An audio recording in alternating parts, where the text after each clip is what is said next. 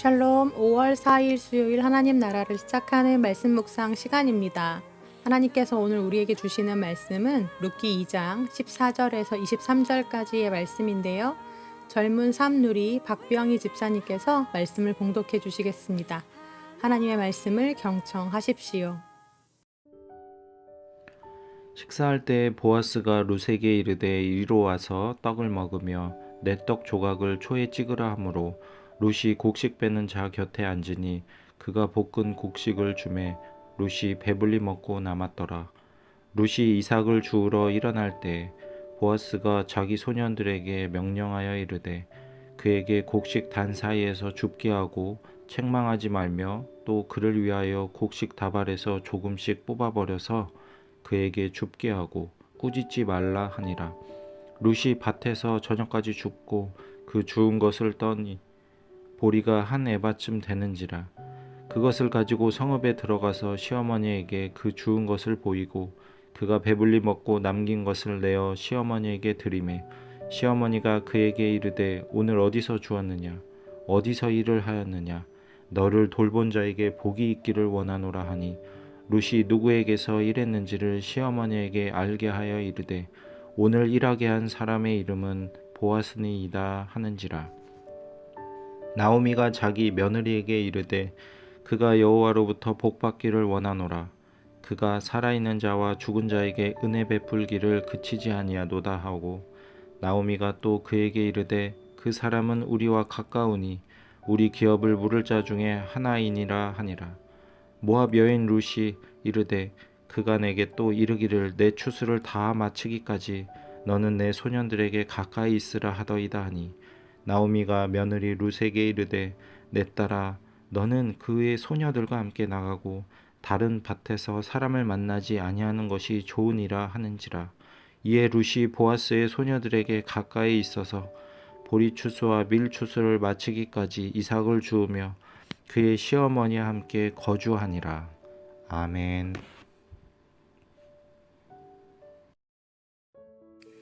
이스라엘이 출애굽을 한 것이 첫째 달 14일이고 홍해를 건너서 수르 광야와 엘림을 거쳐 신광야에 이른 것이 둘째 달 15일입니다. 다시 말해 출애굽을 한 후에 한 달이 지난 시점에서 이스라엘 백성들은 약속의 땅에 가까워지기는커녕 더 멀리 떨어진 신광야에 머물러 있었다는 뜻인데요. 그리고 그들은 그곳에서 식량이 떨어지는 위기에 봉착하게 되죠. 출애굽기 16장 2절과 3절 말씀에 보면 그때 이스라엘 백성들이 모세와 아론에게 보인 행동들이 적혀져 있는데요.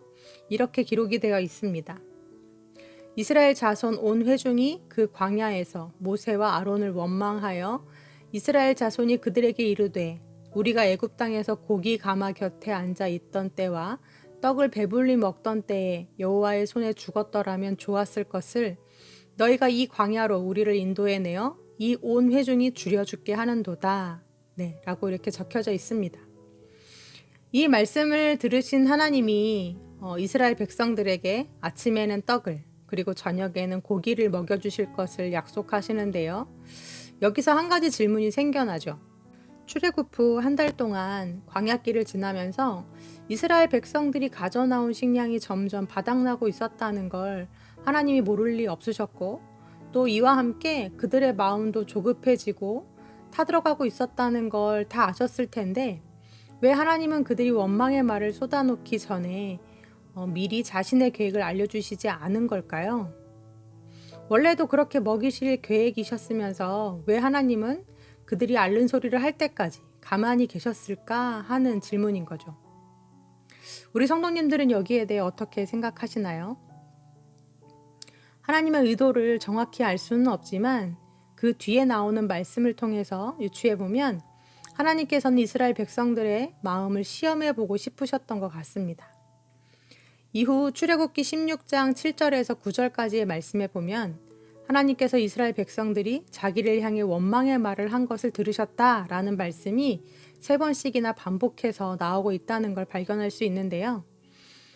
출애굽의 기적과 또 홍해 도하 그리고 마른 광야에서 물을 내시는 그 하나님의 기적을 경험했기 때문에 이번에도 식량이 떨어진 위기 앞에서 그들이 하나님을 향해 믿음의 말을 하고 또 신뢰를 보이기를 원하셨지만 오히려 하나님의 뜻을 오해하고 불신하며 원망의 말을 쏟아놓는 이스라엘 백성들을 보면서 많이도 서운해하시고 또 잔뜩 화가 나신 그 하나님의 감정이 이 말씀을 통해 읽혀졌습니다. 부지런히 걸으면 열흘이면 도착할 수 있는 거리를 왜 40년 동안이나 광야에 머무르게 하셨냐? 네, 그것은 이처럼 믿음 없는 이스라엘 백성들이 하나님을 향해 신실한 믿음을 갖게 하시기까지의 훈련 기간이었습니다. 오늘 본문에서도 보아스가 룻과 나오미의 그 어려운 형편을 알게 되었고 또 자기에게 그들의 기업을 물을 책임이 있다는 것과 또 그들의 기업을 물러주고 싶은 그 마음이 충분히 있었음에도 불구하고 바로 기업을 물으지 않고 3개월의 시간을 가졌음을 보게 되는데요. 보아스는 우연히 자기 밭으로 들어온 룻을 만나게 됐고 이후 자기 소년들에게 명령해서 마음 놓고 이삭을 주울 수 있도록 배려해 주죠. 또 그녀를 향해 어떤 모욕감이나 창피를 주지 않도록 화를 내지 않도록 주의를 시킵니다. 그리고 룻이 조금 더 많이 주워갈 수 있도록 일부러 곡식 다발에서 조금씩 이삭을 빼주라고 이렇게 이르죠. 더 나아가서 점심시간이 되자 자기가 먹는 식탁으로 룻을 초대해서 곡식 빼는 자들 곁에서 식사를 할 수 있도록 해주고 이러한 일련의 일들을 통해서 룻은 자기의 친족으로 자기가 특별히 보호하고 있는 사람임을 사람들에게 알려서 아무도 그녀를 함부로 대하지 못하도록 조치합니다. 그런데 여기서도 똑같은 질문이 하나 생겨나는 거죠. 이스라엘 백성들에게 식량이 떨어졌음을 먼저 아신 하나님이 그들이 구하기 전에 먼저 양식을 내려주셨어도 되지 않았을까? 하는 질문과 같이 어차피 기업을 물을 책임이 그에게 있었고 또한 그럴 마음도 그에게 있었다면 그리고 룻과 나오미에게는 하루 주어 하루 먹고 살 식량이 필요한 게 아니라 궁극적으로 그들이 필요로 하는 건 그녀들을 지켜주고 기업을 이어갈 든든한 울타리요 보호자가 되어줄 남편이 필요하다는 사실을 잘 아는 사람이었다면 못하러 3개월씩이나 시간을 끌었을까 하는 거죠. 당장 내일이라도 기업을 물을 그런 법적인 절차를 밟아가면 되지 않았을까 하는 아쉬움이 남는 겁니다. 하지만 룻과 보아스가 만나는 2장의 사건 이후에 그들의 결혼식이 적혀져 있는 4장으로 바로 건너뛰지 않고 그 사이에 3개월이라는 시간이 있었음을 기록하고 있습니다. 오늘 본문 23절의 말씀입니다. 이에 룻이 보아스의 소녀들에게 가까이 있어서 보리추수와 밀추수를 마치기까지 이삭을 주우며 그의 시어머니와 함께 거주하니라. 당신이 바로 룻이구려.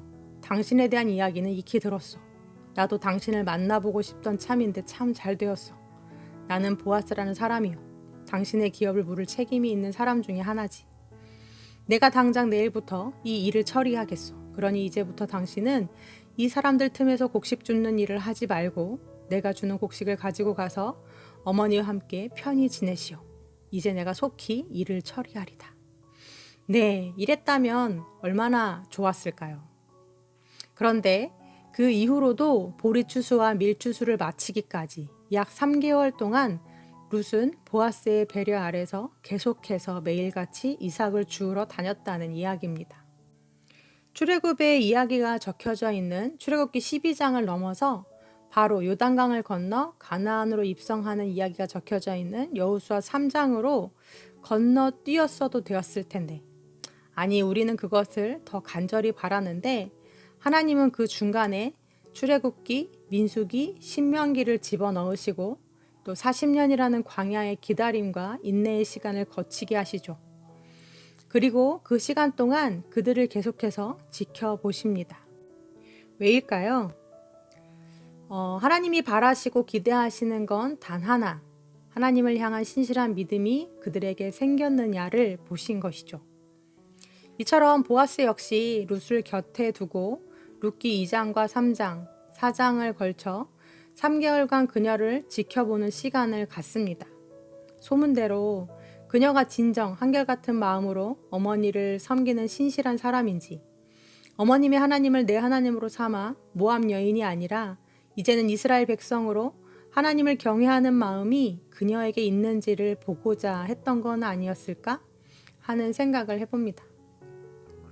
사랑하는 우리 우신교회 성도님들, 만일 룻이 3개월 동안 변심을 해서 어머니를 버렸다던가 아니면 일을 하다가 만난 어떤 젊은 소년들과 눈이 맞아서 음행을 저질렀다면 어떻게 됐을까요? 하지만 룻은 자신의 결단을 지키며 매일같이 노력합니다. 최선을 다해 어머니를 봉양했고 또 어머니의 말씀에 순종해 다른 곳에는 절대 눈을 돌리지 않았습니다. 사랑하는 성도님들, 하나님의 구원 계획은 여전히 우리를 향해 열려 있고 오늘도 하나님은 우리를 주목해서 바라보고 계십니다. 또한 보아스가 그러했듯이 또 40년 광야 생활 중에 우리 하나님이 이스라엘 백성들에 그러하셨듯이 매일같이 신실한 은혜를 내려주고 계십니다. 그 누구도 함부로 감히 우리를 건드리거나 해하지 못하도록 오늘도 악으로부터 우리를 막아주고 계시죠. 그렇다면 반면 우리들은 어떠합니까? 우리는 그러한 하나님의 보호 아래 살면서 어떠한 마음가짐과 태도로 또 어떠한 입술의 고백과 마음의 고백들로 오늘 하루를 살아가고 계십니까? 보아스와 룻이 결국 결혼하여 한 몸이 되기까지 한결같이 어머니를 섬기며 또 정결을 지켰던 룻처럼 오늘 우리도 다른 곳에 한눈 팔지 말고 하나님만 바라보는 주님의 거룩한 신부가 되기를 원합니다. 그분이 우리를 완전히 구속하시는 날까지 그분의 품을 족하게 여기며 오늘도 알게 모르게 츤데레처럼 우리를 살피시고 보호하시는 하나님께 믿음의 말, 신뢰의 말, 또 사랑의 고백을 올려드리는 하루가 되었으면 좋겠습니다. 아멘. 주신 말씀 기억하며 함께 기도하시겠습니다. 신실하신 하나님, 그 옛날 강한 손과 펴신 팔로 이스라엘을 지키시며 그 어떤 나라도 이스라엘을 감히 해하지 못하도록 지키셨던 하나님을 묵상해 봅니다. 보아스 역시 룻 곁에서 그녀를 안전히 지키며 알게 모르게 그녀의 삶을 책임져 주고 있었음을 오늘 말씀을 통해 보게 되었습니다.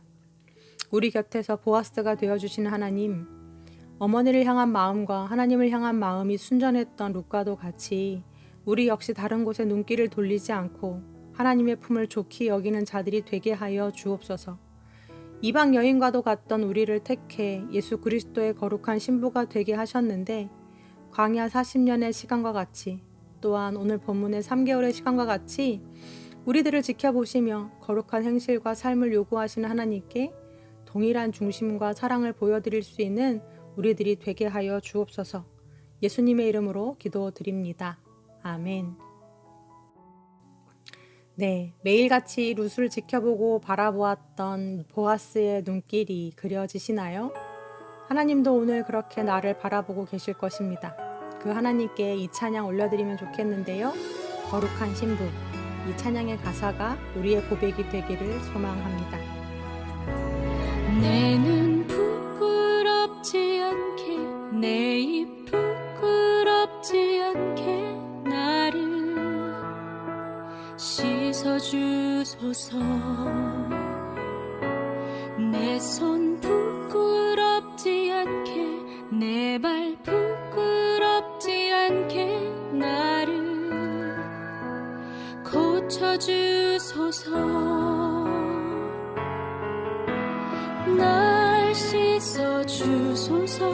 주의 십자가 보혈로 거룩한 주의 신부 되도록 날 고쳐주소서. 온전한 주 말씀으로 거룩한 주의 신부 되도록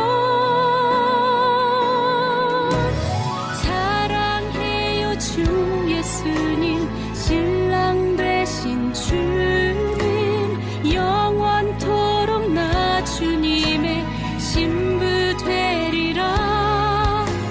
사랑해요 주 예수님 신랑 되신 주님 거룩한 주의 신부 되리라.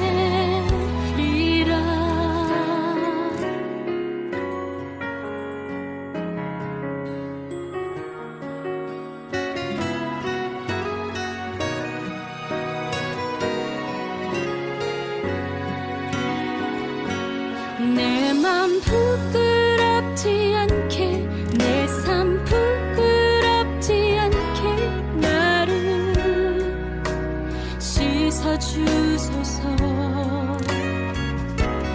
내 맘 부끄럽지 않게 내 삶 부끄럽지 않게 나를 고쳐주소서